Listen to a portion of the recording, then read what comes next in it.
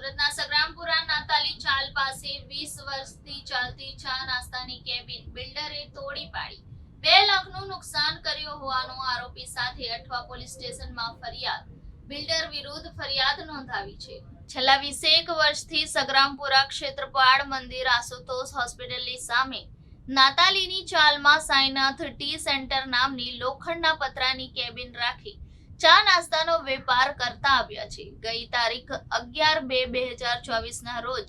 નિયમ મુજબ કેબિન ખોલી ધંધો કરી રાત્રે 9 વાગે બંધ કરી ઘરે ચાલ્યા ગયા હતા અને બીજા સવારે 6 વાગે કેબિન પાસે આવતા તેમની કેબિન અજાણ્યા શખ્સોએ કોઈ સાધન વડે તોડી નાખી નીચે પાડી દીધેલ હતી અને દુકાનનો સામાનને પણ નુકસાન કરી નાખ્યો હતો, જેથી તેમની કેબિન પાસે જોતા જેસીબી મશીનના ટાયરના નિશાનો દેખાયા હતા અને કેબિનમાં જોતા કેબિનમાં રાખેલ સામાન જેમાં ફ્રીજ, ગેસનો ચૂલો તથા બાટલો તથા ચાના સામાન અને નાસ્તાનો સામાન તેમજ કેબિન મળી આશરે 2 લાખ રૂપિયા જેટલાનું નુકસાન થઈ ગયું હતું। ફરિયાદીએ વધુમાં જણાવ્યું હતું કે કેબિન રાખેલ તે જગ્યા કબજેદાર જીગર પટેલના માણસ આરિફ કુરેશી સવારના 10:30-11 વાગે તેમની પાસે આવ્યા હતા અને કહ્યું હતું કે આ તમારી કેબિન 2 દિવસમાં હટાવી દેજો, નહીં તો અમો તમારી કેબિન હટાવી દઈશું તેવી ધમકી આપી હોવાનો આક્ષેપ કર્યો હતો